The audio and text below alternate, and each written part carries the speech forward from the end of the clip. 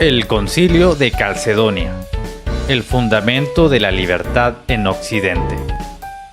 Por Rosa John Rushdoony. Traducido por William García. Disponible este capítulo y muchos más en www.contramundum.org. Relatado por José Sáez para Cultura Reformada y Radio Cristianía.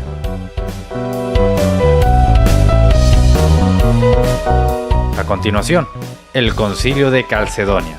El fundamento de la libertad en Occidente. Por Rosa John Rushdoony.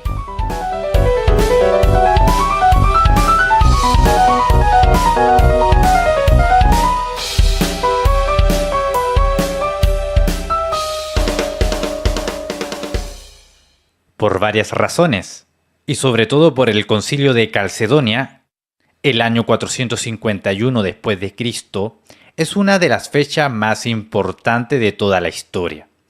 Tan importante como lo fue la batalla de Abarair para detener la marcha hacia el oeste del pensamiento dualista y del imperialismo.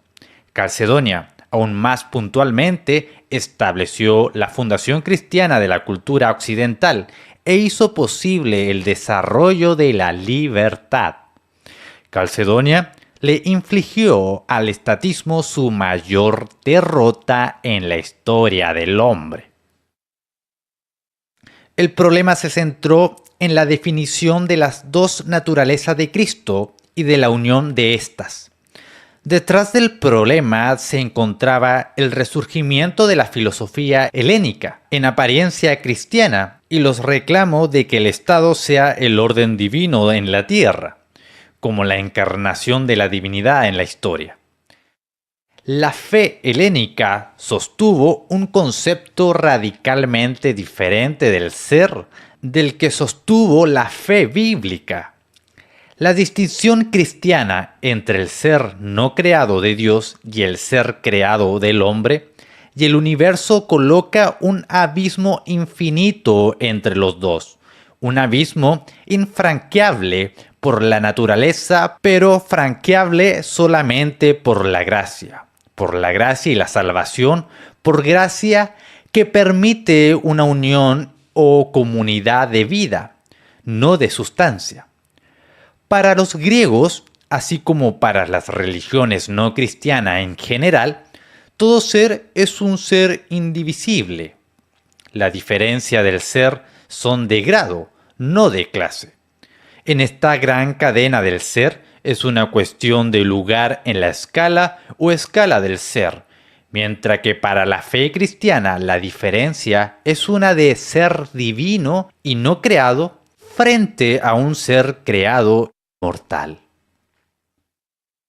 En términos de este punto de vista griego, la salvación no es un acto de gracia, sino más bien de la autodeificación.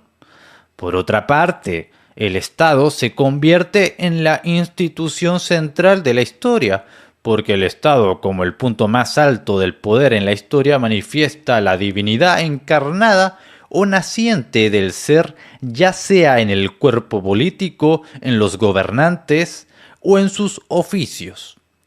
En diversas formas, esta fe era la subestructura de todo el estatismo pagano. Por lo tanto, el conflicto muy literalmente fue uno entre Cristo y César.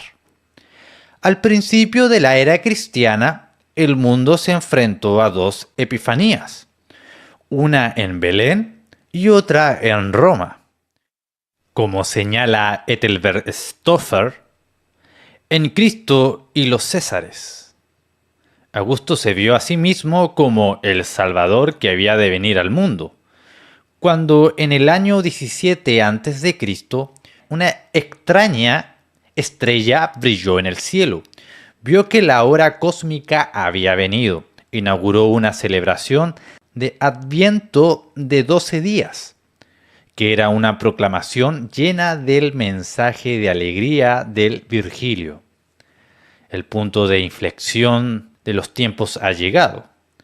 El orden político encarnó y manifestó la divina inherente en el ser, y por lo tanto la salvación fue en y a través de este punto culminante del poder, César. La salvación no ha de encontrarse en otro Salvador sino en Augusto, y no hay otro nombre dado de los hombres en el que pueda ser salvo. Por lo tanto, el conflicto entre Cristo y César era inevitable. Roma estaba dispuesta a reconocer a la Iglesia y darle el estatus de aprobación como una religión legítima, siempre y cuando la Iglesia reconociera la jurisdicción superior del Estado y del orden político como la manifestación verdadera y primaria de la divinidad. Como señaló Francis Legge, los funcionarios del Imperio Romano en tiempos de persecución intentaron forzar a los cristianos a sacrificar no a ninguno de los dioses paganos, sino al genio del emperador y a la fortuna de la ciudad de Roma. Y en todo momento la negativa de los cristianos era considerada no como una ofensa religiosa, sino política. Cuando el imperio se convirtió en cristiano, una variedad de formas de teología estatista romana se reafirmó. En efecto, Cristo era divino de alguna forma, pero más que la Iglesia, el imperio sostuvo que era la voz de Dios. El reconocimiento de la Iglesia por el imperio pronto fue seguido por la persecución de la ortodoxia, como el caso de Atanasio, por haber defendido la divinidad y la supremacía de Cristo. El problema consistía en si Dios o el hombre, Cristo o el Estado, es salvador del hombre y en cómo se encarna la divinidad. El concilio de Calcedonia en el año 451 después de Cristo se reunió para tratar el tema y llegó a concentrarse en el punto crítico de la cristología. Si se confundían las dos naturalezas de Cristo, quería decir que la puerta a la divinización de la naturaleza humana se había abierto y el hombre y el Estado eran entonces potencialmente divinos. Si la naturaleza humana de Cristo era reducida o negada, entonces su papel como Salvador encarnado del hombre era reducido o negado, y el Salvador del hombre volvía a ser el Estado. Si se reducía la deidad de Cristo, entonces su poder salvador era anulado. Si su humanidad y divinidad no estaba en verdadera unión, entonces la encarnación no era real, y la distancia entre Dios y el hombre seguía siendo tan grande como siempre.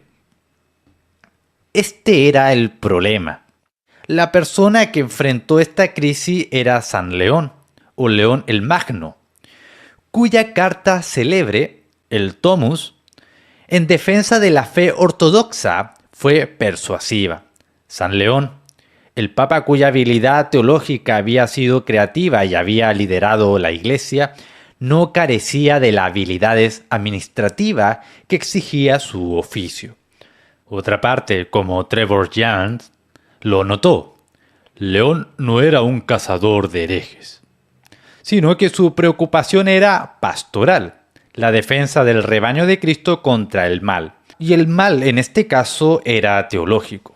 Significativamente, el Tomus se comenzó con una reprensión severa para el altamente venerado Eutiques, anciano archimandrista de un monasterio y figura popular, que presumía ser un líder en un área donde él era un novicio. ¿Qué cosa es más inicua que sostener opiniones blasfemas y no ceder el paso a aquellos que son más sabios y más conocedores?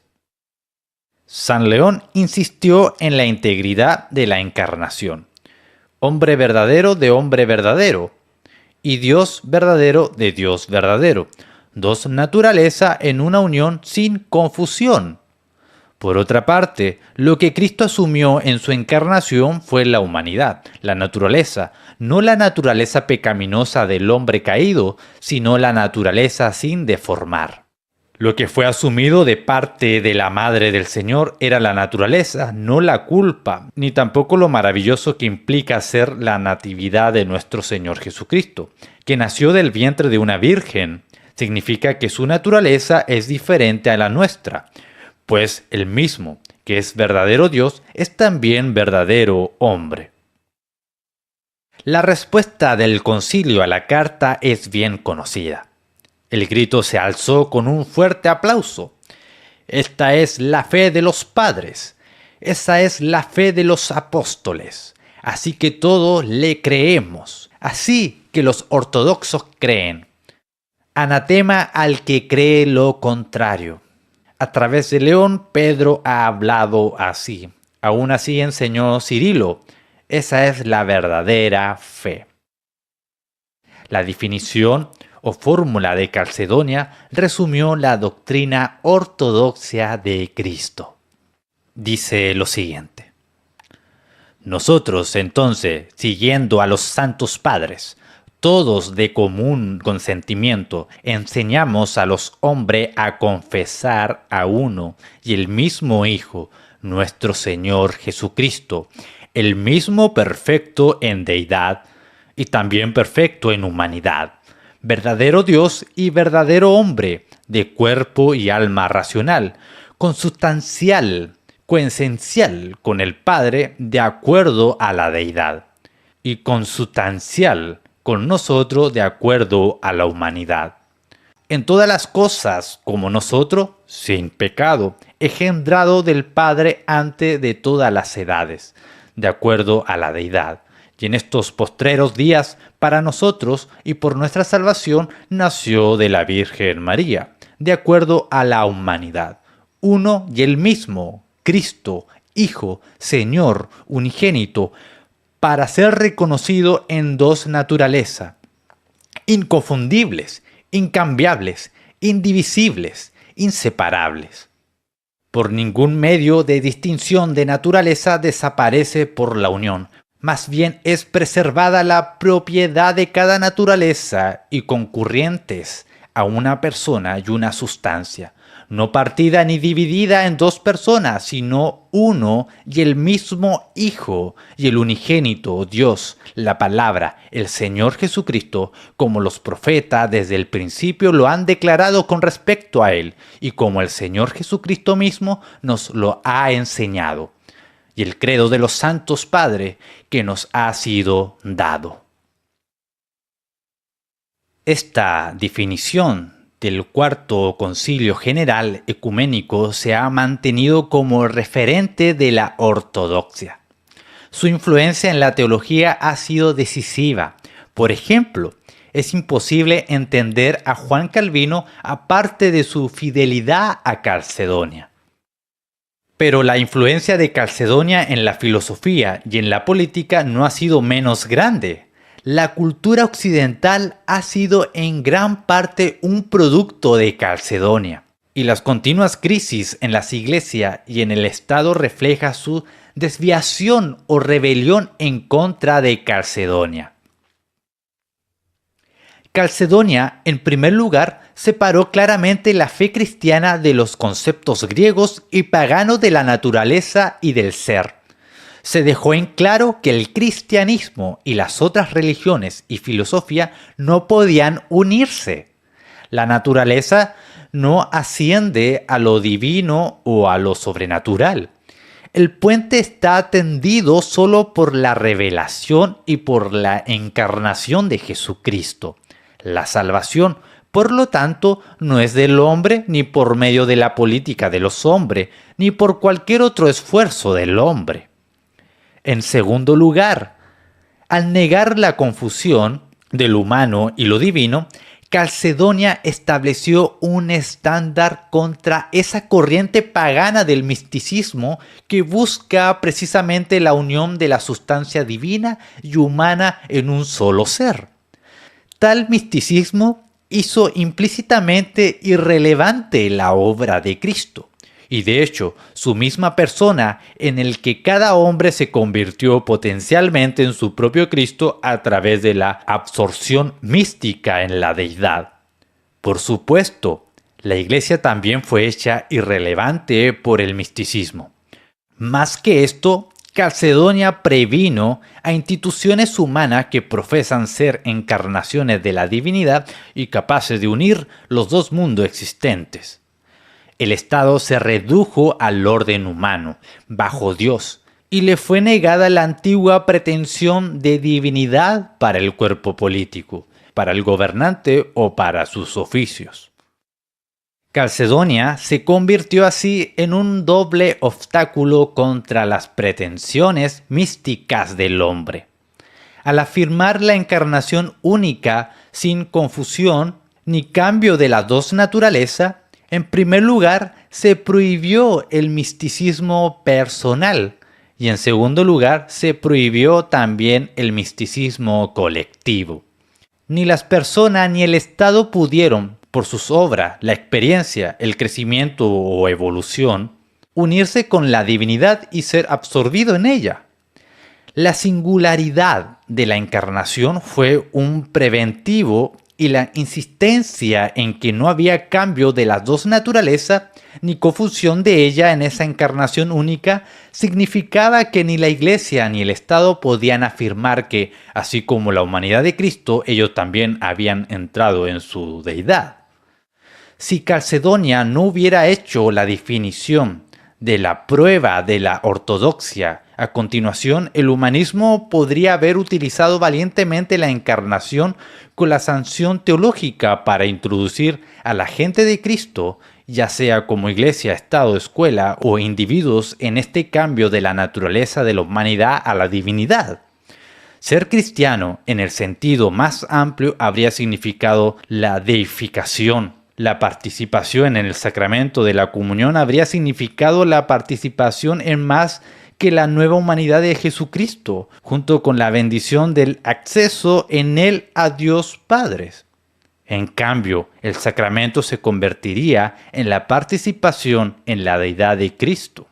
El sacramento hubiera llegado a ser la participación de la deidad de Cristo. El hombre se comería a Dios para llegar a ser Dios y el paganismo triunfaría entonces sobre el cristianismo bíblico. En tanto que la vieja visión pagana prevaleció, el Estado podía ser el orden divino humano. La divinidad se convertía así en grandemente inmanente o encarnada en el Estado o de tal forma que no había apelación más allá del Estado. El Estado era, por lo menos para su época, el orden final. En esta orden de cosas, el hombre era simplemente un animal político, un animal social. Él era definible en términos de grupo del cuerpo político. El hombre no tenía verdadera trascendencia ni ningún motivo contra el Estado. En esta condición, la libertad era inexistente. Podía existir permiso del Estado para ejercer determinadas áreas de actividad, pero no una libertad aparte ni más allá del Estado basada en la creación del hombre por Dios. El Estado, por supuesto, se negó a aceptar con ecuanimidad el golpe certero propinado por Calcedonia. Las pretensiones de divinidad tomaron formas más sutiles y aparentemente cristianas. Una de las más críticas de estas luchas ha sido descrita por Gerhard Lander. Según Lander, la premisa de la iconoclastía fue la afirmación del Imperio de Oriente como la verdadera encarnación de lo divino, el reino visible y manifiesto de Dios en la tierra. No solo porque las imágenes tenían un lugar tan importante en la iglesia bizantina, teológica y litúrgicamente, que un ataque contra ello era un ipso facto un ataque contra la iglesia, sino también y más aún porque, como veremos, los emperadores mostraron inequivocadamente que incluso en el mantenimiento de las creencias en el supremo gobierno sobrenatural de Cristo, ellos no querían permitir en esta tierra cualquier otro sino su propia imagen, o más exactamente la imagen de su propia naturaleza imperial. León III escribió al Papa Gregorio II: «Yo soy el rey y sacerdote». El imperio de Oriente era generalmente complaciente con las herejías que atacaban la unidad perfecta o la entereza de la naturaleza divina y humana en Cristo. El arrianismo, nestorianismo, monofisismo, monoteísmo. Por la disolución de esta unidad o la disminución de la totalidad de cada naturaleza, se reduce la extensión del gobierno de Cristo en el mundo de los humanos, ampliando la extensión del reino del emperador. Al subvalorar la encarnación y al confundir las dos naturalezas, esta herejía y sus defensores imperiales, otra vez hacían posible el resurgimiento de la opinión de que el Estado es la forma más visible de la vida sobre la tierra. El imperio de Occidente también se enfrentó a una lucha similar.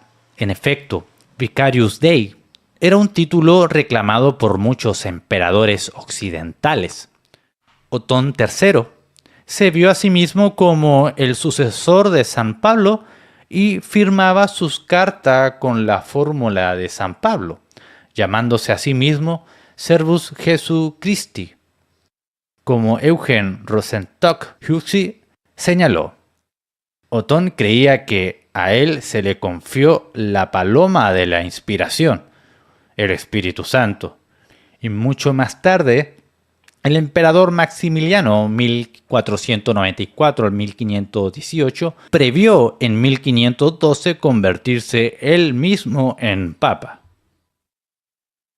Pero esta pretensión no se limita a la época de los imperios, sino que es endémica en la historia de Occidente, con imperios y Estado en guerra contra la libertad de Calcedonia. Y el Estado buscaba una vez más convertirse en el orden salvador. En la obra de Dostoyevsky, los hermanos Karamazov, el starets, consejero espiritual en la iglesia rusa, declaró: no es que la iglesia se convierta en el Estado, sino que el Estado se convierta en la iglesia. Nótelo bien. En el Antiguo Testamento había dos oficios separados en Israel, el de sacerdote y el del rey. La pretensión del rey Usías de ejercer el sacerdocio trajo el juicio divino sobre él en la forma de la lepra. Segundo libro de Crónica, capítulo 26. Los dos oficios no deberían tener una unión inmanente, sino solo uno trascendental. En tanto que la Iglesia y el Estado son ordenados por Dios como los ministerios de la gracia y de la justicia.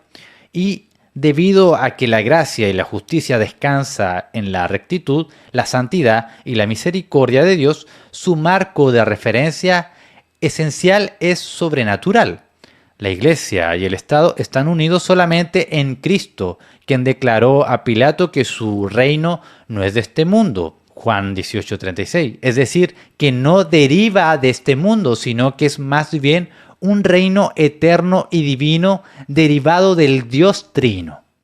En lugar de un reino eterno, el Estado pagano busca un reino puramente histórico, es decir, que se deriva enteramente de la historia y que manifiesta solo la divinidad inherente en la historia. Para volver a la definición de Calcedonia, Cornelius Van Til, en la defensa de la fe, ha descrito los efectos de la fórmula: dar a conocer el significado de la encarnación y preservar la integridad de la unión. Cristo vino a traer al hombre de vuelta a Dios. Para ello era y tenía que ser verdaderamente Dios. Era la segunda persona de la Trinidad ontológica, quien era a su esencia completamente igual al Padre, que por lo tanto existía desde toda la eternidad con el Padre, que en la encarnación asumió la naturaleza humana. En la encarnación, Jesucristo era verdaderamente hombre y verdaderamente Dios. El credo de Calcedonia ha expresado todo esto diciendo que en Cristo la naturaleza divina y humana están tan relacionadas como para ser dos naturalezas, sin confusión, sin cambio y sin división, sin separación. Los dos primeros adjetivos son salvaguardia contra la idea que lo divino y lo humano están entremezclados de alguna forma.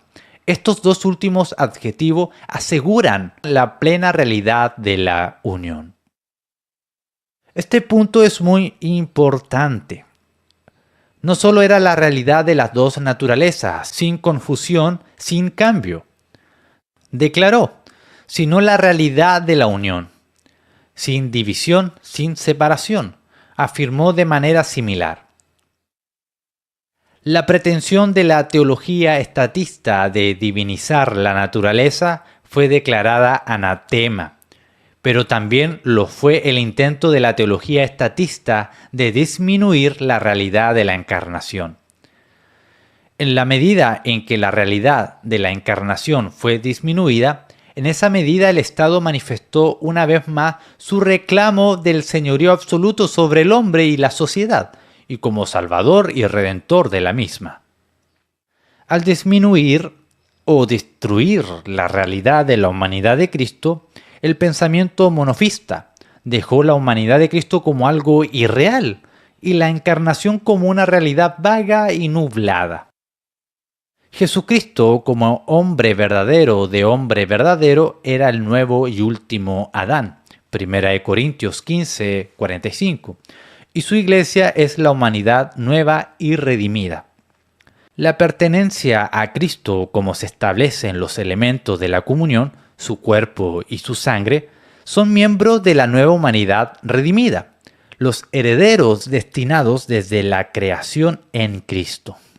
Los cristianos eran así una nueva raza, a veces llamada la tercera raza, es decir, suplantando a las antiguas divisiones de judíos y gentiles, griegos y bárbaros, romanos y no romanos. Esta nota resuena a través de la liturgia de San Juan Crisóstomo y Basilio el Grande. A Adán se le recuerda que la maldición es anulada. Eva es puesta en libertad, la muerte es sometida a muerte, y somos vivificados. Por tanto, en los himnos cantamos a viva voz, bienaventurado eres, oh Cristo nuestro Dios. La liturgia hablaba de la raza de los cristianos. En una porción de la Natividad de Cristo leemos: la Virgen hoy viene en una cueva para dar a luz inefablemente al Verbo que es antes de los siglos. Danza, universo tú, al oír la noticia, glorificar con los ángeles y los pastores aquel que quiere contemplar al pequeño niño, el Dios antes de los siglos. Danza, universo tú. Las personas que convocaron al universo para danzar con alegría en la encarnación, las que se regocijan, las que se reconocían a sí mismos como una nueva humanidad de Dios, unidos en Cristo y en su sacramento a una comunidad de la vida con su divinidad. No estaban dispuestos a doblar las rodillas ante César como ante Cristo. En cambio, querían un Estado cristiano, la Iglesia y el Estado por igual bajo Cristo el Rey. El monofisismo ostensiblemente exalta a Cristo mientras que disminuía su humanidad. Así simplemente ponía en peligro y destruía la realidad de la encarnación. Reducía el ámbito de la Iglesia a lo espiritual y le dejaba pobremente relacionada con el mundo. Y de nuevo le devolvía al mundo material al César. Por otro lado, el nestorianismo hizo a Cristo un hombre divinizado en lugar del Dios encarnado, y con ello simplemente reforzó la teología estatista. Cualquier cristología subordinacionista que dio a Dios el Hijo un estatus menor en la Trinidad redujo de manera similar a la Iglesia como el cuerpo de Cristo. La teología estatista se basaba en la primacía de la naturaleza como la voz y la manifestación de Dios. Y el punto culminante del poder de la naturaleza en la historia es el Estado. La teología estatista estaba lista para dar cabida a la gracia, dándole un papel subordinado mediante el uso de la gracia para reforzar la naturaleza. se creó una dialéctica naturaleza-gracia, que fue un renacimiento de la dialéctica griega forma-materia, y por tanto implícitamente una dialéctica anticristiana. En tal teología, Cristo simplemente se convierte en un soporte para el Estado y no el Señor de la Iglesia y del Estado. George Hanson William señala que Cristo, como Rex et Sacerdos, es divinamente rey y solo humanamente un sacerdote. El resultado fue una teología política subordinada, la Iglesia al Estado. Pero una verdadera cristología no es dialéctica, sino trinitaria. Se basa no en la dialéctica de la naturaleza frente a la gracia, sino en la crisis moral, el pecado contra la gracia. La naturaleza caída está en la necesidad de la redención. Cristo entra en el mundo para establecer una nueva humanidad, en quien Él crea por su poder regenerador y santificador una nueva naturaleza, la cual está en comunión con Él. Dios no está en guerra contra la naturaleza, y su lucha no es contra la naturaleza, sino contra el pecado. En la humanidad redimida, Cristo gobierna sobre todas las cosas, el Estado y la Iglesia incluidos. La dialéctica moderna es la naturaleza versus libertad, un mayor desarrollo de la fórmula dialéctica forma-materia. En esta nueva dialéctica, el acomodamiento le cede el paso a la hostilidad hacia Cristo. La teología estatista ya no necesita a Cristo. Como el manifiesto poder encarnado del hombre y la naturaleza, el Estado se ofrece a sí mismo como la verdadera libertad del hombre, la esperanza gracia del hombre, por así decirlo, a través del cual se restaura el paraíso. Así pues, el Estado reclama ser también la verdadera iglesia del hombre y el verdadero Cristo del hombre. Las raíces de esta afirmación se encuentran en la antigüedad pagana, pero también corre profundamente a través de la Edad Media. Martins Cantabiles describe el misticismo temprano del Parlamento de Inglaterra. Antes del cierre del Parlamento en 1410, el presidente de la Cámara de los Comunes tuvo a bien comparar el cuerpo político del reino con la Trinidad, el rey, los lores espirituales y temporales, y los comunes conjunto formaban una Trinidad en la unidad y unidad en Trinidad.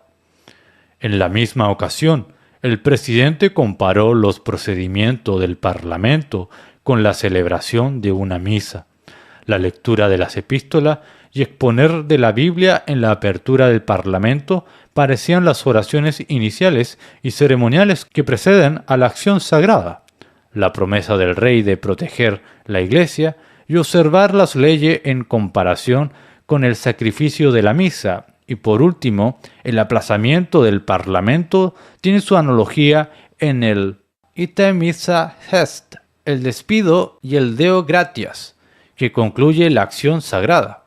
Aunque estas comparaciones no significan mucho por sí mismas, no obstante reflejan el clima intelectual y muestra hasta qué punto el pensamiento político en la Edad Gótica Alta ha gravitado hacia la manifestación del cuerpo político del reino.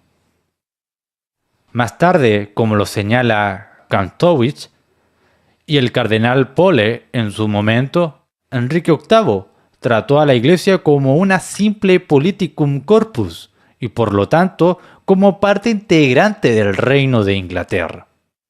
Los conservadores modernos, al hacer referencia a Dios y patria, preservan la forma más antigua de la teología estatista. En su forma moderna, la teología estatista va más allá. Esta no solo hace caso omiso de Cristo y de la Iglesia, sino que comienza a negarle su derecho a existir. Un campo de batalla fundamental es el tema de los impuestos. El Estado moderno asume la posición de tener derecho a gravar la Iglesia como un politicum corpus, y luego magnánimamente renuncia a este derecho en razón de que la Iglesia es una institución de caridad o sin fines de lucro. La premisa oculta es que la Iglesia está en el Estado y existe con su permiso, pero la afirmación de la teología de Calcedonia ha sido que la Iglesia, justo debajo de Cristo Rey, es un dominio independiente, así como lo es el Estado, y que la Iglesia no puede ser grabada porque tiene derechos extraterritoriales, por así decirlo. Es un dominio separado con su propio ámbito de la ley, y el Estado no tiene jurisdicción en ese reino, dado que ni la Iglesia ni el Estado son Cristo en sí mismo. No pueden usurpar la soberanía sobre el reino de Cristo, solo pueden ejercer la autoridad en la jurisdicción que Cristo Rey les dio. La larga lucha de la Iglesia para lograr independencia de jurisdicción y luego mantenerla, aunque ajena a nuestro propósito actual, necesita volverse a estudiar y a destacar entre los cristianos, ya que se mueve rápidamente en una nueva fase de la lucha. El intento del nuevo paganismo al negarle a la Iglesia jurisdicción independiente alguna. Hay voces supuestamente cristianas que piden grabar con impuesto a las iglesias. Cabe destacar que estas mismas personas niegan la teología del Concilio de Calcedonia. Para ellos Jesucristo no es verdadero Dios de verdadero Dios, ni verdadero hombre de verdadero hombre, inmutable, inseparable, sin confusión en su naturaleza, unido en el unigénito Hijo nuestro Salvador. El ámbito importante y determinante para ello no es el sobrenatural, Dios, sino lo natural, el hombre, no la eternidad, sino el tiempo. Thomas Althusser ha declarado abiertamente el principio implícito de la modernidad. Historicismo, una inversión total en el tiempo histórico, una inversión que está totalmente aislada de cualquier significado o realidad que pueda estar más allá de nosotros. Esto significa para el hombre una autonomía absoluta que finalmente lo encierra en el propio momento concreto. Para Calcedonia, Jesucristo, como la segunda persona de la Trinidad, reinaba en el cielo como el creador y determinador de todas las cosas, incluso cuando Él estuvo en la tierra.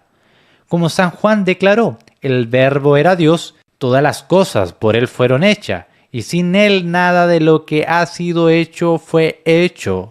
Juan 1:1 y también versículo 3. En tal cristología, el tiempo se rige por la eternidad, el hombre por Dios. La teología estatista, sin embargo, exige que el tiempo gobierne la eternidad y que el hombre gobierne cualquier Dios que sea, o mejor, que sea su propio Dios. Cualquier teología que debilita la definición de Calcedonia debilita la primacía del Dios uno y trino sobre la historia. Y cualquier teología que niega a Calcedonia debe necesariamente afirmar la historia como el área principal de la determinación. Solo el tiempo entonces es la fuente de lo histórico y lo sobrenatural es negado. Dios, el Hijo, entonces, en esta negación, no solo no determina el tiempo y la historia, sino que Él se niega historicidad, porque Él exige reverencia a la Trinidad ontológica, a la eternidad, para ser entendido. El único Cristo permitido es un Cristo completamente humano, uno totalmente inmerso en el tiempo y exclusiva y totalmente un producto de la historia. Este es el Jesús histórico, entre comillas, de la alta crítica. La desmitificación que busca la alta crítica tiene un objetivo similar: reducir a Jesús a la historia, a un sentido total de la historia desde dentro. Pero la búsqueda de la historicidad y de la desmitificación de Jesús es una imposibilidad. El Jesús de las Escrituras solo es comprensible en cada una de sus palabras y hechos en términos del decreto eterno y del propósito del Dios uno y trino. La historia de la crítica moderna es la historia post-kantiana, una abstracción filosófica, no la historia real del hombre y la criatura en un mundo creado por Dios. El verdadero Jesús de la historia se establece en las Escrituras y ha sido definido por Calcedonia. Significativamente, el mensaje característico de la modernidad es el evangelio social, la acción social. El modernismo es la teología estatista del hombre contemporáneo. Su evangelio, su buena noticia, es que el Estado tiene la respuesta a todos los problemas del hombre. Ya se trate de una dificultad en el cuerpo o en el alma, la pobreza, la privación cultural, de salud mental, la enfermedad, la ignorancia, los problemas familiares y todo lo demás. El Estado cuenta con un programa y un plan de salvación. La Carta de las Naciones Unidas, en su preámbulo, también refleja esta esperanza. Nosotros, los pueblos de las Naciones Unidas, resueltos a preservar. La ONU está dedicada a salvar, y su objetivo es un mundo sin distinción de raza, sexo, idioma o religión, en el orden social. El objetivo de la política hoy en día es mesiánica. Su propósito es la recuperación del paraíso, un orden mundial ideal a través de la ley y la tecnología. El problema del hombre no es visto como el pecado, sino como un ambiente de subdesarrollo que la ciencia puede corregir. La teología estatista ve todos los problemas respondidos por la acción estatal, por lo que el objetivo de todos los hombres de buena voluntad debe ser la legislación social. El Estado debe tener más poder con el fin de hacer real la ciudad del hombre.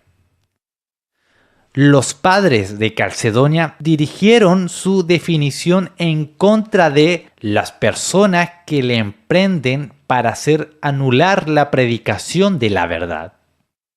El propósito de Calcedonia fue excluir todas las estratagemas en contra de la verdad. Para ellos, todo estaba en juego en esta cuestión de la encarnación. Si se niega la realidad de la unión sin confusión, entonces no solo se ha habido perdido la realidad de la salvación, sino también la realidad de la realeza y de la ley de Cristo. Los concilios ecuménicos promulgaron cánones. Briggs, en sus notas sobre los cánones, ha señalado que el sentido original, una vara recta o línea, determina todas sus aplicaciones religiosas, que comienza con el uso de San Pablo de la misma para un ámbito determinado de trabajo apostólico, 2 Corintios 10, 13 al 15, o de un principio regulador de la vida cristiana, Gálatas 6, 16. Cristo Rey tiene un canon, un principio regulador, una ley para la Iglesia y para el Estado. Y la negación de la realidad de la encarnación era también la negación de este principio regulador y de la ley. Si la definición de Calcedonia no fuera cierta, entonces no hubiera canon. Dios, si existiera, sería remoto del hombre e incapaz de cerrar la brecha entre él y el hombre. La ley dada a Adán, Noé y a Moisés presuponen la realidad de la encarnación. El Dios Trino, que es creador, es también el Dios encarnado que redime y restaura al mundo sometiéndolo a su ley y dominio. Los cánones promulgados por Calcedonia descansaban sobre la definición de Calcedonia en la que ellos presuponían la realidad de la encarnación como fue definida y por lo tanto el poder autoritativo de la ley de Cristo. Un Dios que no es el creador, es un extraño en el universo, es su propia ley de evolución. Un Dios que es verdaderamente el Salvador del mundo es necesariamente su Creador. Él lo ha hecho y su única solidez posible está en su restauración a la comunión con Él. Por consiguiente, su ley es el único y verdadero principio regulativo para el mundo. Había, pues, una cuestión jurídica en juego. En la teología estatista, para el racionalista, el derecho es lógica. Para el empirista, la ley es la experiencia. En cualquier caso, es básicamente un producto de la naturaleza, del hombre y de su historia. Para ellos, la ley es totalmente inmanente y no tiene marco trascendental de referencia. La teología estatista se ha movido constantemente hacia el positivismo jurídico, en una afirmación de que la única ley verdadera es la ley positiva, la ley del Estado. No hay, pues, ningún tribunal supremo de apelación más allá del Estado. El universo se convierte en un universo cerrado, sin una ley más alta o una verdad absoluta. El hombre está encerrado en el mundo, en la verdad, entre comillas, relativa del Estado.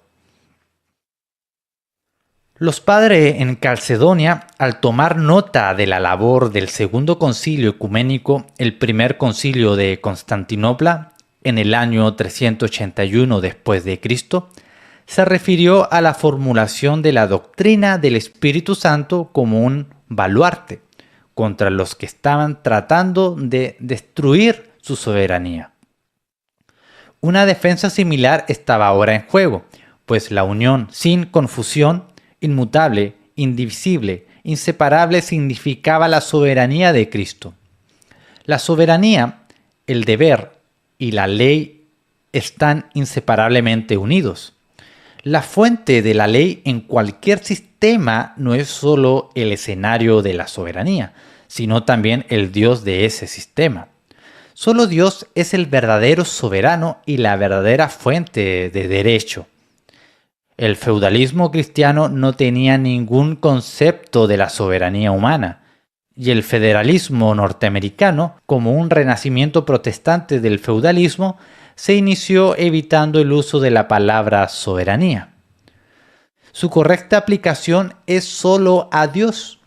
Al definir a Cristo como Dios verdadero de Dios verdadero, en unión verdadera, pero sin confusión con el hombre y por lo tanto hombre verdadero de hombre verdadero, Calcedonia de esta manera declaró que Cristo es la única y verdadera fuente de un principio regulador, un canon, y por lo tanto la palabra de Cristo era la instrucción y la ley para el hombre, para la Iglesia, el Estado y para cualquier otro orden. Al preservar la unión sin confusión, Calcedonia preservó el canon de llegar a convertirse en una realización potencial del hombre. Cristo como hombre, como el último Adán, guardó la ley perfectamente para manifestar su obediencia perfecta como hombre a la ley de Dios. Cristo como Dios ha sido y es la fuente eterna del canon, siendo Él por quien fueron hechas todas las cosas, y sin Él nada de lo que es hecho fue hecho. Juan 1:3. Haber permitido creer en la confusión de la naturaleza hubiera significado que el hombre puede convertirse en un aspecto de su propio Dios, aspirar a ser en su unión con Cristo, su propio legislador y co-creador. La humanidad se habría introducido en la deidad, no en una comunidad de vida, sino en una comunidad de la sustancia. Pero según los padres, otro Cristo que no sea este en perfecta unión sin confusión es otra religión. Y el Santo Sínodo Ecuménico define que a nadie se le tolerará presentar una fe diferente, ni escribirla, ni armarla, ni tramarla, ni enseñársela a otros. Calcedonia hizo posible la libertad en Occidente. Es posible hablar de la verdadera libertad como producto de la fe cristiana, porque la antigüedad vio la ciudad-estado o el Estado imperial como una entidad religiosa, una manifestación visible del orden divino. Como Fustel observó, cada ciudad era un santuario, cada ciudad podía ser llamada santa. La ciudad representaba un orden sagrado y divino y tenía una omnipotencia y un imperio absoluto que ejercía sobre sus miembros. En una sociedad establecida en dichos principios no podía existir la libertad individual. El ciudadano estaba subordinado en todo y sin ninguna reserva a la ciudad a la cual pertenecía el cuerpo y el alma. Debido a que el Estado abrazó toda la vida, incluyendo la adoración, porque era la manifestación o encarnación del orden divino, el hombre tenía que someterse al Estado como su Dios visible. No había nada de independiente en el hombre, su cuerpo pertenecía al Estado y estaba dedicado a su defensa. Platón no estaba solo al sostener en sus leyes que los hijos pertenecen menos a sus padres que a la ciudad. Este era generalmente el caso. La unidad de vida era totalmente inmanente y se realizaba plenamente en el cuerpo político. El Estado era el único y la unidad del ser, porque la vida del hombre era abarcada por el Estado. Lo particular era menos un aspecto del hombre que del Estado o de los estados. El uno y los muchos eran conocidos solo en términos de unidades políticas. En la fe de Calcedonia, la unidad y la pluralidad últimas no pueden ser localizadas en la creación, sino solo en el Dios uno y trino. Un solo Dios y tres personas, en quien el uno y los muchos tienen igual ultimidad. Por otra parte, porque la teología de Calcedonia, en su doctrina de Cristo, preservó la integridad de la Trinidad. Se confirmó la respuesta bíblica al problema de la unidad y de la pluralidad. Cuando la unidad y la particularidad o individualidad se encuentran en su última fuente trascendental y firmemente en Dios uno y trino, la realización de la unidad y la individualidad del hombre es liberada a la presencia opresiva del Estado como orden definitivo. En la visión cristiana, la vida del hombre no es abarcada por el Estado, sino que es abarcada solo por el Dios trino. La unidad del hombre solo es verdaderamente realizable en Dios y en su reino. La individualidad del hombre es, de nuevo, realizable solo en y a través de Dios.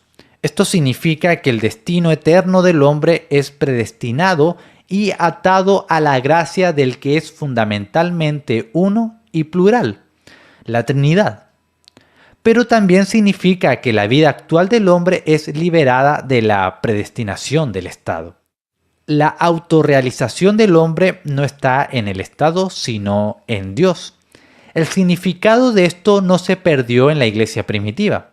Obispos y predicadores reprendieron al emperador y al Estado por atreverse a presumir demasiado, por reclamar autoridad que le pertenece solamente a Dios. El cristianismo era una religión reconocida no solo por sus pensadores ortodoxos, sino que comenzaron a hacer retroceder las demandas del Estado. El Estado se vio entonces como el ministerio de justicia. Romanos 13 del 1 al 8. No podía pretender ser el fin último o el orden que todo lo abarca. El hombre, como criatura de Dios, trascendió al Estado en virtud de su ciudadanía en el reino eterno de Dios. La ciudad antigua, según Fustes, regía el alma y el cuerpo del hombre y era infinitamente más poderoso que los estados de nuestros tiempos. Tenía en sí la doble autoridad que ahora vemos compartida entre el Estado y la Iglesia. El Estado era el vehículo de la voluntad de los dioses, sino su encarnación. La Iglesia ahora socavó esta afirmación al declarar que Dios se había manifestado a través de Cristo el Hijo y la palabra escrita, su canon de la verdad. En la antigüedad, el hombre había sido atado al Estado, pero liberado de Dios. El cristianismo ortodoxo liberó al hombre del Estado uniéndolo a Dios, quien es el verdadero fundamento de la libertad y de la plenitud del hombre. Como insistió San León, la fuente de esta libertad cristiana es el trinitarismo, con su concomitante lógica, la cristología de Calcedonia. El antitrinitarismo significó también la hostilidad hacia la verdadera unión. En el sermón 23 de la fiesta de Navidad tercera, San León declaró: pero el Dios que es uno en la Trinidad del Padre, Hijo y Espíritu Santo, excluye toda noción de desigualdad, pues la eternidad de la Trinidad no tiene nada temporal, nada diferente en su naturaleza. Su voluntad es una, su sustancia idéntica, su poder igual, y sin embargo no son tres dioses, sino un solo Dios, porque es una unidad verdadera e indisoluble, donde no puede haber diversidad. Así, en su completa y perfecta naturaleza del verdadero hombre, era verdadero Dios nacido, completa en lo que era suyo, completo en lo que era nuestro. Una vez más, en el Sermón 75, en Pentecostés primero, San León dejó en claro que se debía evitar el error de Sabelio. Las tres personas son una verdadera Trinidad, dice, porque en la divinidad, Trinidad, nada es diferente o desigual, y todo lo que se puede pensar en cuanto a su sustancia no admite la diversidad, ya sea en el poder o la gloria o la eternidad. Y mientras que en la propiedad de cada persona el Padre es uno, el Hijo es otro y el Espíritu Santo es otro, aún la divinidad no es distinta ni diferente, pues mientras que el Hijo es el unigénito del Padre, el Espíritu Santo es el Espíritu del Padre y del Hijo, no en la forma que cada criatura es la criatura del Padre y del Hijo, sino como viviendo y teniendo poder con ambos y eternamente subsistiendo de aquel el cual es el Padre y el Hijo. Pero la ultimidad igual de que es uno y plural y su localización en la Trinidad fue estrictamente protegida por San León.